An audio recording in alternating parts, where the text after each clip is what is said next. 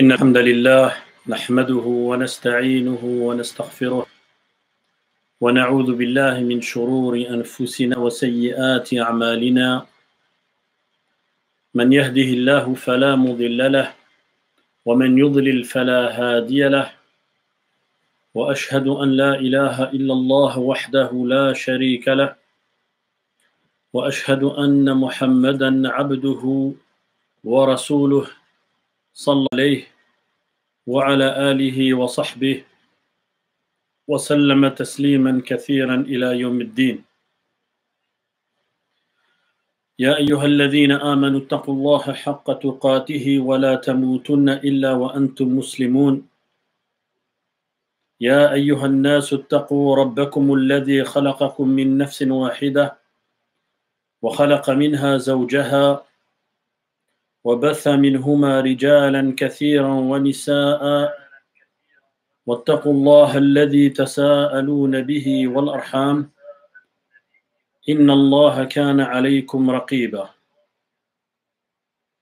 يا أيها الذين آمنوا اتقوا الله وقولوا قولا سديدا يصلح لكم أعمالكم ويغفر لكم ذنوبكم ومن يطع الله ورسوله فقد فاز فوزا عظيما. أما بعد فإن أصدق الحديث كتاب الله تعالى وخير الهدي هدي محمد صلى الله عليه وعلى آله وسلم وشر الأمور محدثاتها وكل محدثة بدعة وكل بدعة ضلالة وكل ضلالة في النار. أما بعد, ceci étant dit, Assalamu alaikum wa rahmatullahi wa barakatuh. Bienvenue à tous et à toutes dans ce nouveau live ou dans cette nouvelle assise numérique. J'espère que vous allez bien, ainsi que vos familles. Et je demande à Allah subhanahu wa ta'ala de vous récompenser pour vos efforts ou pour les efforts que vous fournissez dans la recherche de la science, ainsi que pour votre patience. Amin. D'habitude, mes chers frères et sœurs, je débute cette assise ou ce live par une révision succincte du cours précédent ou du live précédent. Mais aujourd'hui, bi'idhnillah, par la permission d'Allah subhanahu wa ta'ala, je vais débuter cette assise par quelque chose de plus important et de plus réjouissant pour le croyant et la croyante. Aujourd'hui, grâce à Allah subhanahu wa ta'ala, grâce à notre Seigneur, nous allons débuter cette assise par la conversion de notre frère Omar, qui est le prénom qu'il a choisi pour sa conversion à l'islam. Il est au bout du fil. Je suis en contact avec lui avec mon téléphone portable et il regarde en même temps le live.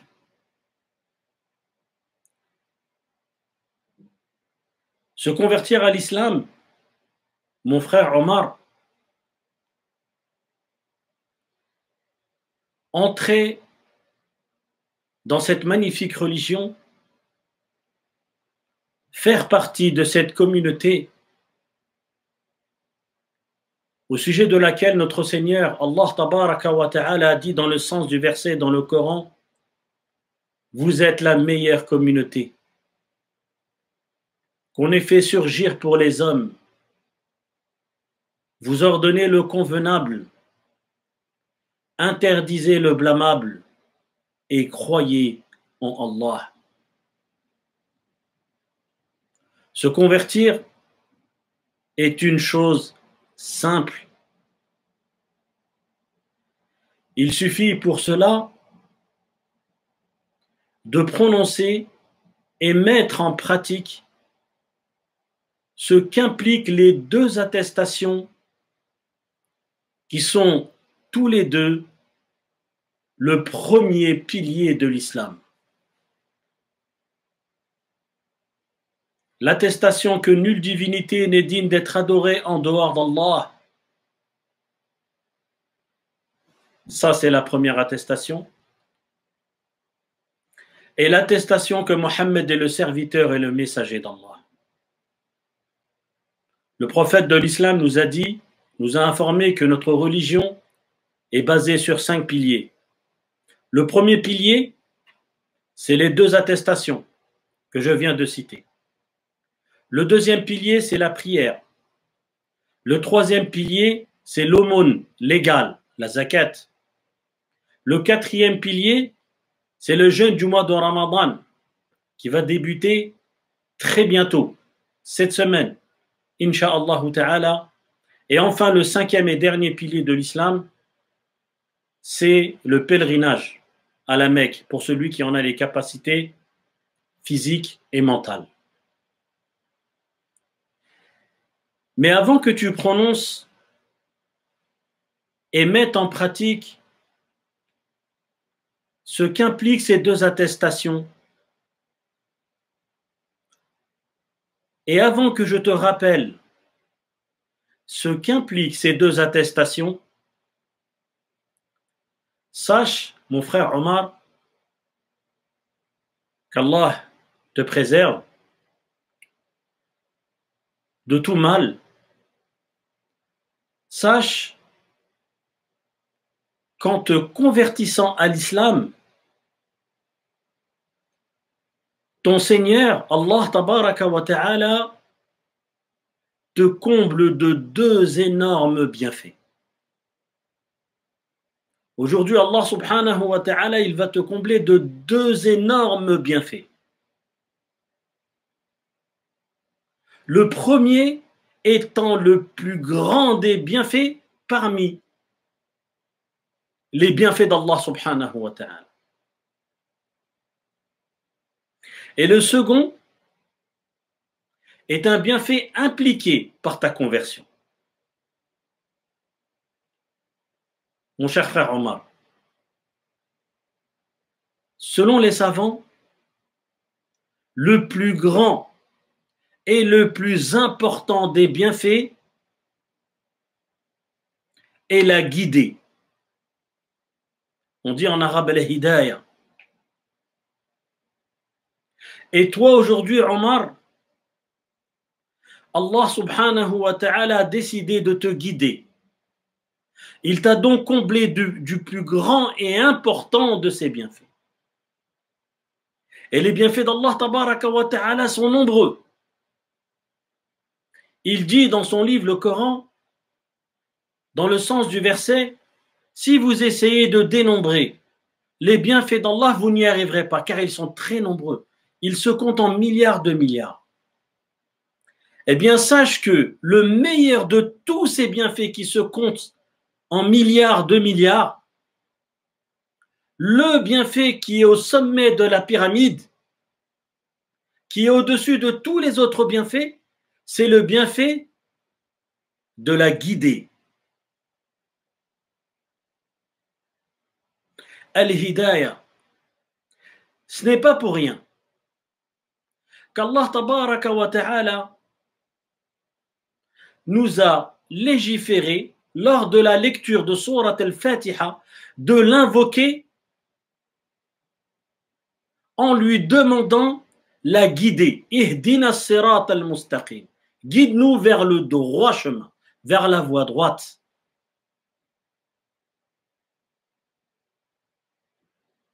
Le premier chapitre du Coran parle de la guidée. Car en te guidant, Omar, Allah subhanahu wa ta'ala te fait sortir des ténèbres vers la lumière. Il te fait sortir d'un chemin qui mène vers l'enfer, vers un chemin, et il te met sur un chemin qui mène vers le paradis, qui mène vers l'agrément d'Allah subhanahu wa ta'ala. le bienfait de la guider. C'est de ce bienfait que tu vas profiter aujourd'hui. Walillahi alhamdu wal minna. Je te promets, Akhi Omar, qu'aujourd'hui c'est ton plus beau jour. C'est ton plus beau jour. C'est le meilleur de tes jours que tu auras vécu. Le deuxième bienfait qu'Allah va te donner, Akhi Omar, mon frère Omar, en te convertissant à l'islam, écoute bien, ce bienfait-là est qu'il va te pardonner tous les péchés que tu as commis avant de te convertir à l'islam. Du premier au dernier. Aujourd'hui, pour toi, Omar, c'est une nouvelle naissance. Un grand savant de l'islam, qu'Allah lui fasse miséricorde, disait qu'il y avait deux types de naissance.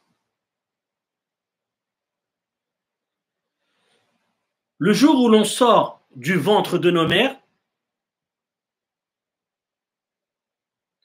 et la seconde naissance est le jour où on est guidé vers l'islam, la dernière religion révélée par Allah au dernier et meilleur des messagers, Mohammed sallallahu alayhi wa ala alihi wa sallam.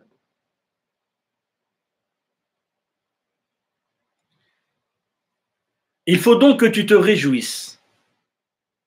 Mais surtout, il faut donc que tu remercies ton Seigneur Allah subhanahu wa ta'ala de te combler de ces deux grands bienfaits. Le bienfait de la guider et le bienfait qui consiste à ce qu'il, Allah tabaraka wa ta'ala, te pardonne absolument tous tes péchés. Aujourd'hui, tu viens de naître à nouveau, mon frère Omar.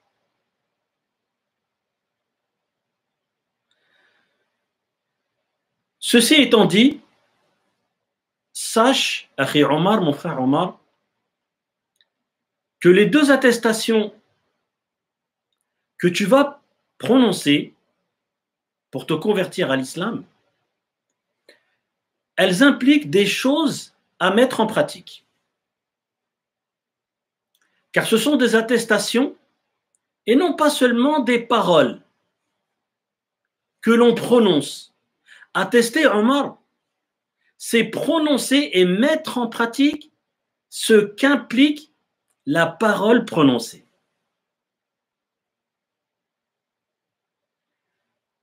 Attester que nulle divinité n'est digne d'être adorée en dehors d'Allah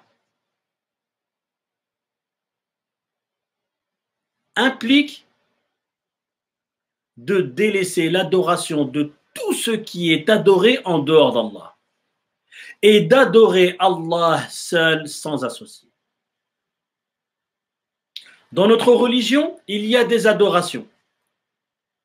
Il faut absolument, une fois que tu attestes de cette attestation, que tu voues, une fois que tu as prononcé cette attestation, tu dois vouer toutes tes adorations à Allah uniquement, en toute sincérité, en toute exclusivité.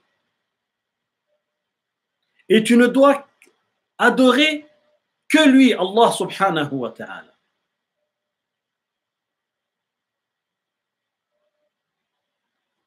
C'est ce qu'implique l'attestation que nulle divinité n'est digne d'être adorée en dehors d'Allah. Cette attestation, je le répète, elle implique de délaisser l'adoration de tout ce qui est adoré en dehors d'Allah et d'adorer Allah seul, sans aucun associé. Subhanahu wa ta'ala. Et attester que Mohammed sallallahu alayhi wa sallam est le messager d'Allah, cette attestation aussi, elle implique des choses à mettre en pratique. Cette attestation aussi n'est pas juste une parole que l'on prononce. On la prononce et on met en pratique ce qu'elle implique. Qu'implique cette attestation? Première chose, impliquée par l'attestation que Mohammed est le serviteur et le messager d'Allah, sallallahu alayhi wa sallam, quand tu prononces cette attestation, tu te dois de lui obéir, d'obéir à ton prophète Mohammed sallallahu alayhi wa sallam dans ce qu'il t'a ordonné.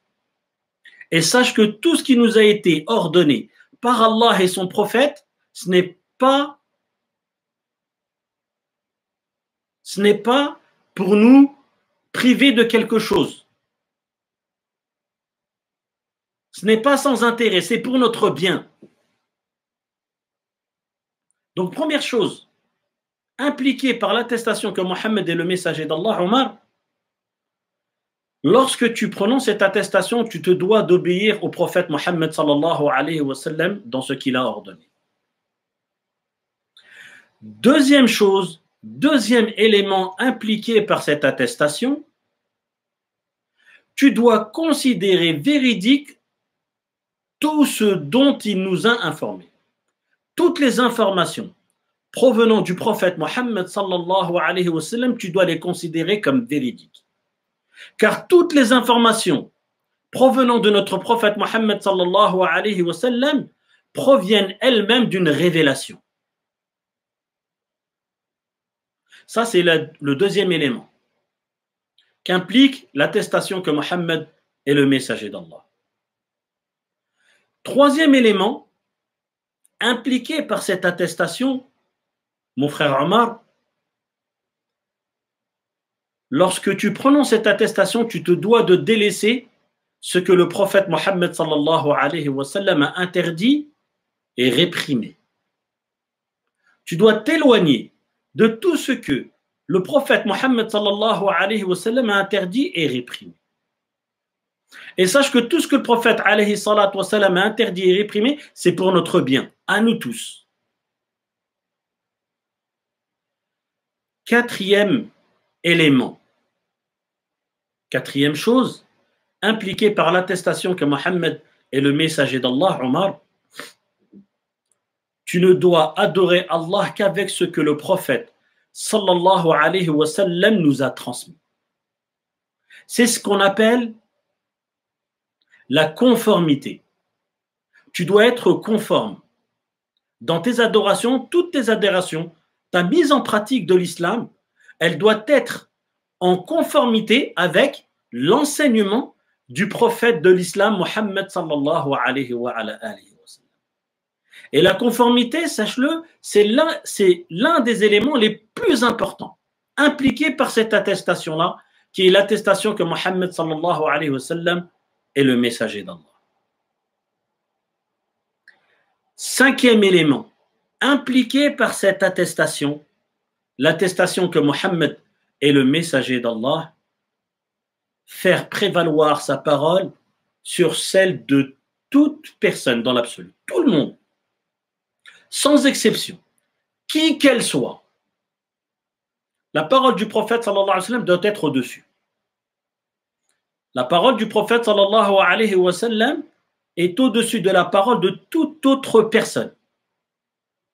Tu dois donc faire prévaloir la parole du prophète alayhi salatu wa sallam sur celle de toute autre personne, qui qu'elle soit cette personne. Voilà, mon cher frère Omar, ce qu'impliquent les deux attestations. L'attestation que nulle divinité n'est digne d'être adorée en dehors d'Allah et l'attestation que Mohammed sallallahu alayhi wa sallam est le messager d'Allah. Et donc, là, tu vas pouvoir prononcer ces attestations ou attester, si je puis dire, de ces attestations en toute connaissance de cause. C'est la raison pour laquelle je t'ai rappelé, et c'est la raison pour laquelle je rappelle systématiquement aux personnes qui se convertissent à l'islam les éléments qu'impliquent les deux attestations. l'attestation que nulle divinité n'est digne d'être adorée en dehors d'Allah et l'attestation que Mohammed sallallahu alayhi wa sallam est le messager, le serviteur et le messager d'Allah tabaraka wa ta'ala. Maintenant que je t'ai rappelé ce qu'impliquent les deux attestations, tu vas pouvoir bi'idhnillahi tabaraka wa ta'ala les répéter après moi. Et dans ce live, il y a, au moment où je te parle, 305 personnes qui vont témoigner de ta conversion à l'islam. Ce qui est magnifique. Ce que tu devrais aussi considérer comme un grand bienfait. Si tu te convertirais dans une mosquée, à moins que ce soit le jour du vendredi, je te promets qu'il n'y aurait pas 30 personnes. Et là, au moment où je te parle, et au moment où tu vas, bi'idhnillahi, te convertir à l'islam, à cette belle religion, eh bien, il y a 308 personnes qui vont témoigner de ta conversion. Je vais te faire prononcer les deux attestations en arabe. Tu vas répéter après moi, Inch'Allah ta'ala, dans un premier temps, l'attestation que nulle divinité n'est digne d'être adorée en dehors d'Allah. Et dans un deuxième temps, tu vas répéter après moi l'attestation que Muhammad sallallahu alayhi wa sallam est le serviteur et le messager d'Allah subhanahu wa ta'ala. Donc là, c'est bon, tu peux couper, tu peux remettre le micro. Donc maintenant, bi'idhnillahi subhanahu wa ta'ala, tu vas répéter après moi les deux attestations devant les 340 personnes ou témoins de ce live, Inch'Allah ta'ala. Donc répète après moi. Ashhadu an la ilaha illallah. Donc là, tu viens de prononcer l'attestation que nulle divinité n'est digne d'être adorée en dehors d'Allah. Et maintenant, tu vas prononcer l'attestation que Muhammad sallallahu alayhi wa sallam est le serviteur et messager d'Allah. Donc tu répètes après moi. Wa ashhadu anna Muhammadan abduhu wa rasuluh. Masha'Allah. Bienvenue à toi dans la communauté du dernier des prophètes envoyés par Allah, Muhammad sallallahu alayhi wa sallam. Bienvenue à toi. Merci. Tu veux dire un mot aux personnes qui témoignent dans ce live? Merci à tous pour les petits messages que vous avez mis de soutien Masha'Allah. dans les commentaires. Alhamdulillah. Donc vous l'avez entendu, il vous remercie pour tous les messages de soutien. Et d'ailleurs, concernant les messages de soutien, le frère qui gère le site, la chaîne Minute Islam, bi'idhnillah, va vous donner une adresse mail pour celui ou celle qui veut féliciter et soutenir notre frère Omar, qui vient de se convertir à l'islam. Voilà mon frère Omar, tu as mon numéro, j'ai le tien. N'hésite pas à m'envoyer des messages ou à m'appeler si tu as besoin de moi. Et je te dis à très bientôt. Et surtout le grand conseil, mais vraiment le conseil principal que je veux te donner, le plus important, c'est recherche la science. En priorité, la science qui est en rapport avec l'unicité, ce qu'on appelle le tawhid. L'unicité. Recherche la science qui est en rapport avec l'unicité. Apprends à faire les ablutions. Apprends à faire la prière, à compenser ta prière. Recherche la science. Dans le fait que tu recherches la science, rechercher la science, ça va t'éviter beaucoup de mauvaises choses. Ça va t'éviter le sectarisme. Ça va éviter qu'une personne te manipule et fasse de toi quelqu'un de pas bien. Donc, il est très important dès maintenant dès ta conversion, de rechercher la science. Et sache que le prophète alayhi salatu wassalam a dit dans un récit authentique, il a dit que la recherche de la science est une obligation pour tout musulman. Donc recherche la science du tawhid, celle de la prière, celle qui est en rapport avec les 5 piliers de l'islam. Et si tu as besoin, Inch'Allah ta'ala, appelle-moi bi'idnillahi tabaraka wa ta'ala. Et je te dis à très bientôt, Inch'Allah ta'ala. Et je t'invite à rester encore au niveau du live pour profiter de la fin du cours qui concerne les règles du jeûne du mois de Ramadan. À très bientôt, Akhi Omar. Merci, à bientôt. De rien, mon frère. À ton service. Salam alaikum. Rappelez-vous, lors du cours précédent, je vous avais dit qu'il y avait 2 types d'aube. Il y avait l'aube que l'on dit véridique et l'aube que l'on dit mensonger. Comment faire la différence entre l'aube véridique et l'aube mensonger? Tout d'abord, sachez que l'aube mensonger précède l'aube véridique. L'aube mensonger arrive en premier. Ensuite, il y a l'aube véridique. Première différence. Deuxième différence, dans la lumière émise par l'aube véridique et par l'aube mensonger. Eh bien, sachez que concernant l'aube mensonger, sa lumière est verticale et elle a cette forme-là. Dans le hadith, il est dit qu'elle a la forme d'une queue de loup. Comme ça, du bas vers le haut. Je vais vous montrer des images. Et dans la description de cette vidéo, Inch'Allah ta'ala, vous aurez 2 liens. Un lien qui va, si vous cliquez dessus, vous aurez l'aube véridique, et un autre lien qui vous donnera, Inch'Allah ta'ala, l'aube mensonger. Donc l'aube véridique, l'aube mensonger plutôt, sa lumière est verticale et elle a cette forme-là. Regardez. Bon, je l'ai imprimé, mais ce n'est pas très joli. Ne faites pas attention aux lignes verticales, mais regardez, c'est ce qu'il y a ici. Donc, vous voyez la forme qu'elle a, c'est une forme verticale qui va vers le haut. Ça, c'est l'aube mensonger. Pourquoi est-ce que je vous le montre en premier? Car c'est lui qui précède l'autre aube, qui est l'aube véridique. En premier, on voit l'aube mensonger et ensuite on voit l'aube véridique. Là aussi, ne faites pas attention aux lignes verticales, mais regardez bien la lumière de l'aube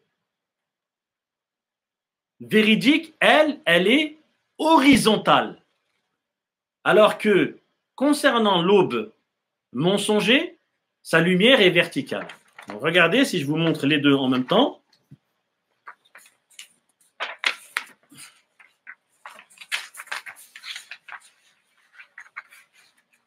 Donc ici, vous avez l'aube mensonger. Après l'aube mensonger, il y a l'aube véridique. C'est cette aube-là qui est prise en compte pour la prière et pour le jeûne, et non pas celui-ci. Donc, Inch'Allah ta'ala, dans la description de ce live, il y aura des liens qui vous renverront vers ces photos pour que vous fassiez bien la distinction entre les 2 types d'aube, Inch'Allah ta'ala. Aujourd'hui, mes chers frères et sœurs, je vais vous parler de certains cas particuliers. Écoutez bien. Je vais vous demander, s'il vous plaît, ce qui serait bien, c'est que vous arrêtez d'intervenir au niveau du chat pour pouvoir bien vous concentrer, Inch'Allah ta'ala, sur ce que je vais vous dire. Alors, les cas particuliers. Est-il permis à celui qui tombe malade d'une maladie temporaire ou qui voyage pendant le Ramadan de rompre le jeûne? La réponse est oui. Car Allah subhanahu wa ta'ala a dit dans le sens du verset, quiconque d'entre vous est malade ou en voyage devra jeûner un nombre égal de jours. Quand j'ai parlé de maladie, mes chers frères et sœurs, j'ai parlé de maladie temporaire. C'est quoi une maladie temporaire? C'est une maladie qu'on a et dont on guérit. Le contraire d'une maladie temporaire, c'est une maladie chronique, c'est-à-dire d'une maladie dont les médecins disent dont les médecins, ou les médecins plutôt disent qu'on n'en guérit pas. On ne guérit pas. Elle n'est pas temporaire. Dans le sens où tu auras cette maladie jusqu'à la fin jusqu'à ta mort. Lorsque ta maladie est chronique, et si le fait de jeûner, alors que tu as cette maladie-là, est dangereux pour ta santé, eh bien, tu es dans l'obligation de ne pas jeûner. Tu n'as pas le droit de jeûner, car c'est dangereux pour ta santé. Comment est-ce que tu sais que c'est dangereux ou pas pour ta santé? Eh bien, il faut demander au médecin. Un médecin de confiance. En priorité, un médecin musulman. Vous lui dites, voilà, j'ai telle maladie, qui est une maladie chronique, je l'aurai donc normalement toute ma vie, sauf si Allah subhanahu wa ta'ala en décide autrement. Mais les médecins savent par expérience que ce type de maladie-là, on l'a tout le temps. Et je vais jeûner de l'aube jusqu'à al-Maghrib. Est-ce que cela est dangereux ou pas pour ma santé? Si le médecin dit que oui, c'est dangereux pour ta santé, eh bien, tu es dans l'obligation. Cette personne-là, cette personne malade, elle est dans l'obligation de ne pas jeûner. Et donc, elle devra donner à manger à un pauvre pour chaque jour qu'elle aura raté. 29 ou 30 jours, comme on l'a vu précédemment. Et lorsqu'une personne voyage aussi, elle a le choix entre jeûner ou rompre le jeûne. Elle peut jeûner ou pas. Ce qui est meilleur, c'est de jeûner. Par contre, si elle éprouve de la difficulté, la personne, ce qui est meilleur pour elle, c'est de rompre le jeûne. Ce qui est meilleur pour elle, c'est de rompre le jeûne, comme l'indiquent les textes religieux. Deuxième chose, deuxième cas particulier, qu'en est-il des vieilles personnes, des malades incurables, justement, dont la maladie donc est chronique, étant dans la capacité de jeûner? Eh bien, celui qui est dans ce cas doit par conséquent donner à manger à un pauvre pour chaque jour non jeûné. La preuve à cela réside dans le verset où Allah tabaraka wa ta'ala dit, dans le sens du verset, mais pour ceux qui ne pourraient le supporter, il y a une compensation, nourrir un pauvre, tout simplement.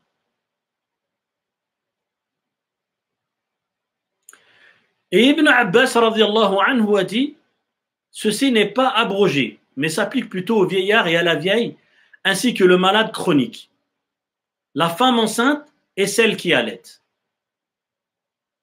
La femme enceinte aussi, il y a une divergence à son sujet, mais Abdullah ibn Abbas, qui est un compagnon, lui, il voit qu'à partir du moment qu'une femme est enceinte ou bien qu'elle allait, et jeûner pour elle, si c'est dangereux pour elle, pour sa santé à elle ou pour la santé de son enfant, eh bien, elle ne jeûne pas, elle ne rattrape pas le jeûne, selon Abdullah ibn Abbas, et pour chaque jour non jeûné, elle donne à manger à un pauvre.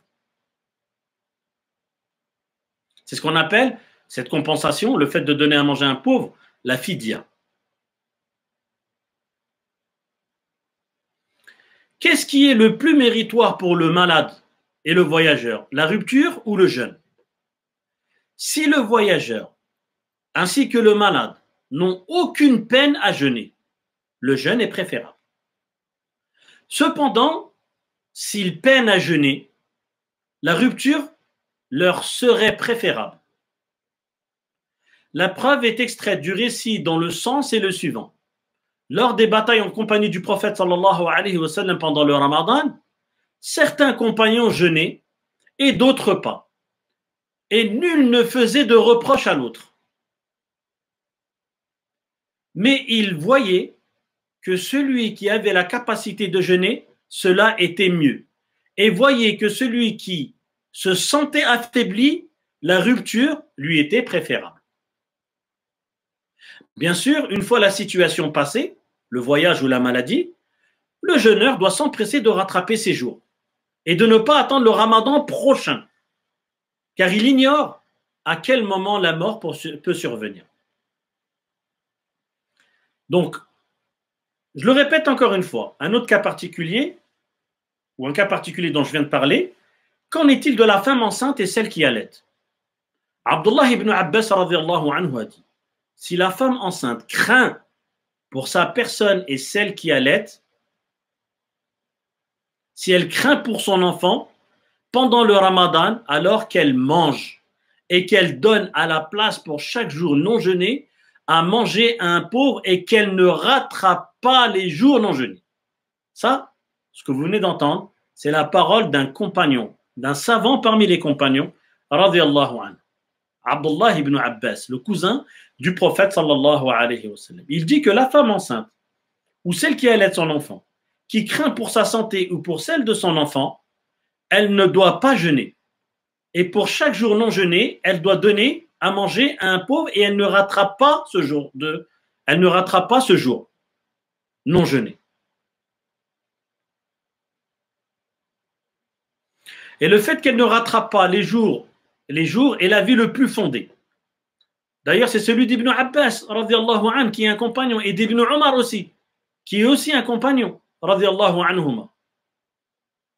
Et on ne leur connaît pas de divergence parmi les compagnons. J'ai bien dit parmi les compagnons.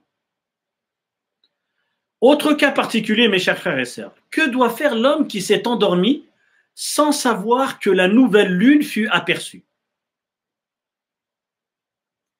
Imaginons imaginons que le premier jour du Ramadan, c'est vendredi. Quelqu'un dort le jeudi, il se lève le matin, il va au boulot, et on lui informe que c'est le premier jour du Ramadan. Il n'était pas au courant. Donc, puisqu'il n'était pas au courant, il n'a pas pu formuler l'intention de jeûner dans son cœur la veille. Cette personne-là, que doit-elle faire? Eh bien, cet homme qui n'a eu connaissance du début du mois de Ramadan qu'après Al-Fajr doit passer le restant de la journée à jeûner, malgré qu'il va le rattraper, et il se doit également de rattraper ce jour de jeûne. Il ne faut pas qu'il se dise, tiens bon, de toute façon ce jour-là je vais le rattraper, donc je peux manger jusqu'à la fin de la journée. Non. La personne qui se rend compte qu'elle aurait dû jeûner le jour de, bien sûr, un jeûne obligatoire, le jeûne du mois de Ramadan, et qui ne s'est rendu compte de cela que le lendemain, c'est une personne qui n'a pas formulé l'intention de jeûner dans son cœur, car on a dit que la formuler avec la langue, c'était une innovation, c'était pas quelque chose de légiféré. Eh bien, cette personne-là, une fois informée que c'est le premier jour du mois de Ramadan, elle doit continuer à jeûner jusqu'à le Maghrib, et après Ramadan, elle rattrape ce jour-là. Et cet avis-là, c'est l'avis de la majorité des savants, sachez-le. Autre question qui revient autre cas particulier qui revient chaque année, une personne peut-elle rompre son jeûne car elle passe des examens? Eh bien, rompre son jeûne parce que à cause des examens, c'est une erreur et ce n'est pas permis. Car le fait de passer des examens ne justifie pas l'interruption de son jeûne. De plus, la personne a la possibilité de réviser le soir et elle n'est pas dans l'obligation de rompre son jeûne. Cette personne doit se repentir et rattraper ses jours si elle était ignorante à ce sujet. Voilà les quelques cas particuliers dont je voulais vous parler aujourd'hui concernant les règles du jeûne du mois de Ramadan.